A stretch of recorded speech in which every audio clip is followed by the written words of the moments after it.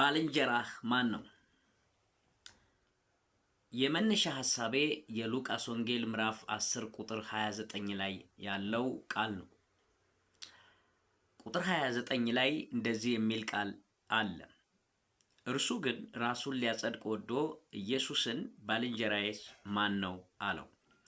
ኢየሱስም መልሶ እንዲህ አለ፣ አንድ ሰው ከኢየሩሳሌም ወደ ኢያሪኮ ወረደ፣ በወንበዴዎችም እጅ ወደቀ።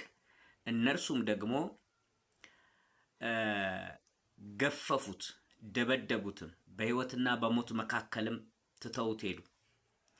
ድንገትም አንድ ካህን በዚያ መንገድ ወረደ፣ አይቶትም ገለል ብሎ አለፈ። እንዲሁም ደግሞ አንድ ሌዋዊ ወደዚያ ስፍራ መጣና አይቶት ገለል ብሎ አለፈ።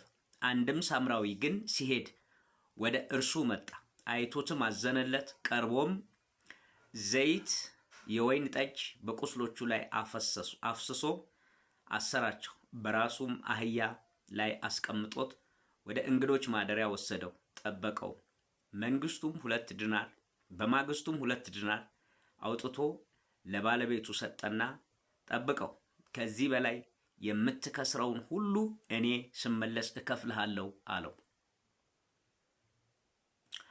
እንግዲህ ከነዚህ ከሶስቱ በወንበዴዎቹ እጅ ለወደቀው ባልንጀራው የሆነው ማንኛው ይመስላችኋል? እርሱም ምሕረት ያደረገለት አለ። ኢየሱስም ሂድ አንተም እንዲሁ አድርግ አለው። በዚህ ጌታ ኢየሱስ ክርስቶስ ባስተማረበት ምርጥ የሆነ ትምህርት የማይጣል የማይተው ሁልጊዜ በሕይወታችን መርህ አድርገን ልንይዘው የሚገባ ትምህርት ባልንጀራችሁ ማን ነው?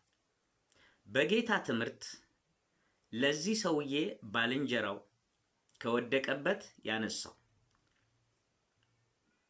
ከሞት ያተረፈው፣ ቁስሎቹን በዘይት የቀባለት፣ ስብራቱን በዘይት የቀባለት፣ እንደገና የመኖር ተስፋ ይኖረው ዘንድ ያገዘው፣ ብዙ ገንዘቦችንም ከፍሎ ማረፊያ እንዲኖረው ያደረገለት ነው ጓደኛው። አስተውሉ። ብዙ ዋጋ የከፈለለት ነው ጓደኛው። 3 ሰዎች ናቸው የመጡት።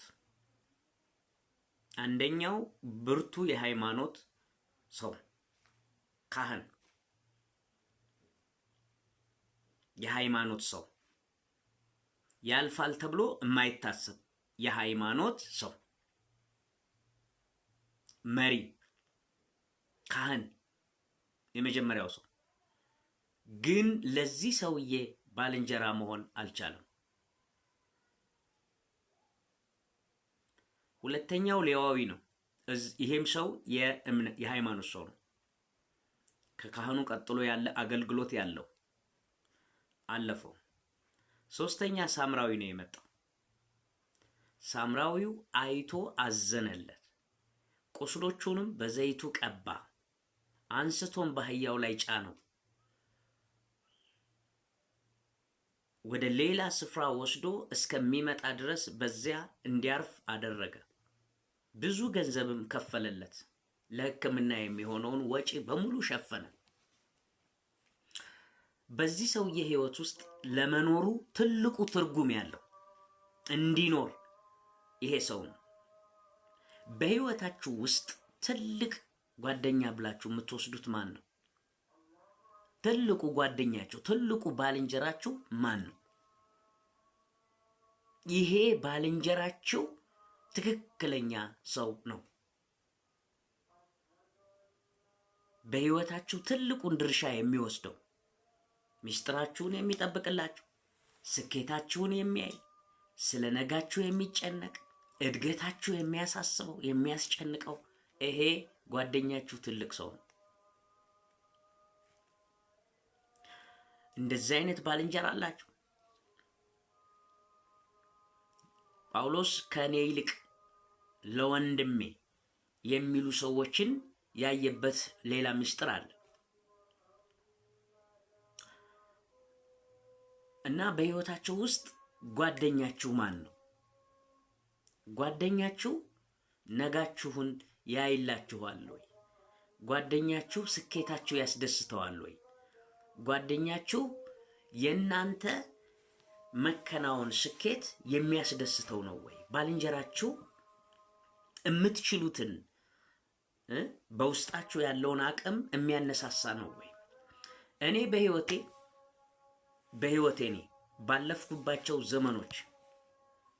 ባለፍኩባቸው ዘመኖች እኔ እንደዚህ አይነት ባልንጀራ አጋጥሞኝ አያውቅም። ብዙ ጓደኞች ይኖራሉ፣ ግን እኔ በህይወቴ ለስኬቴ፣ ለነገዬ፣ ለመከናወኔ ማደግ እንደምችል የሚያበረታኝ ሰው ጓደኛ አጋጥሞኝ አያውቅም።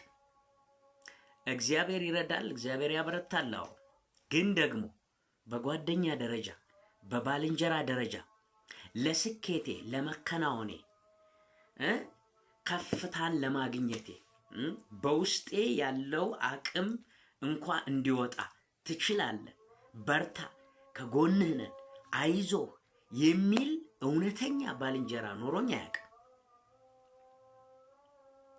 ታውቃላችሁ፣ ባልንጀራ ማግኘት ትልቅ ስጦታ ነው። ከስጦታዎች ሁሉ በላይ የዚህ ሰውዬ ባልንጀራ ዝም ብሎ ባልንጀራ አይደለም። ከወደቀበት ያነሳው ነው። ህመሙን ቁስሉን ያጠበለት ነው።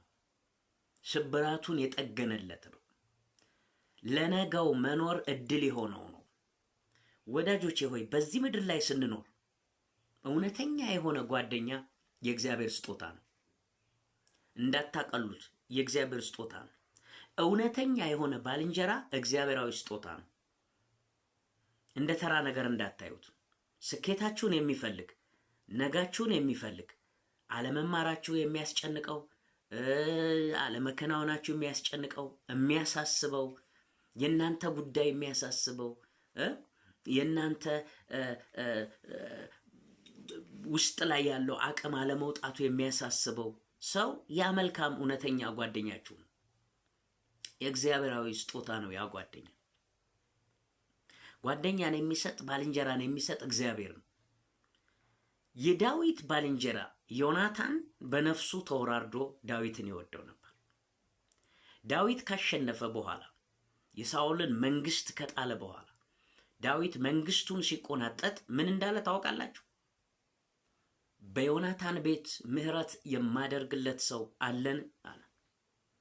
ምንም እንኳን በዮናታን ቤት የሚጠቅም ሰው የሚባል ባይገኝም ስለ ዮናታን ምህረት አደርግለት ዘንድ ብሎ አዋጅ ሲያውጅ የተሰባበረ ሜምፊቦስቴ ተገኘ። ዳዊት ስለ ዮናታን ስለ መልካሙ ባልንጀራ ራሱን አሳልፎ ስለሰጠው ስለ ዮናታን ስለ መልካሙ ባልንጀራ ሜምፊቦስቴን የተሰባበረውን ሽባውን አምጥቶ በገበታው ላይ ያስቀመጠ። ከኔ ጋር አብረህ ትበላለህ። አያችሁ፣ ባልንጀራችሁ ማን ነው? ስለ እናንተ የሚያስበው ነው? ስለ እናንተ የሚጨነቀው ነው? ባልንጀራችሁ ስኬታችሁ የሚያስደስተው ነው? ባልንጀራችሁ በመከራችሁ ቀን የደረሰ አይደለም። በነገራችን ላይ ይሄ ጥሩ ነው፣ ግን እሱ አይደለም ዋናው። ባልንጀራችሁ ማለት መከናወናችሁ የሚያስደስተው፣ ደስታችሁ የሚያስደስተው፣ ፍሬያማነታችሁ የሚያስደስተው፣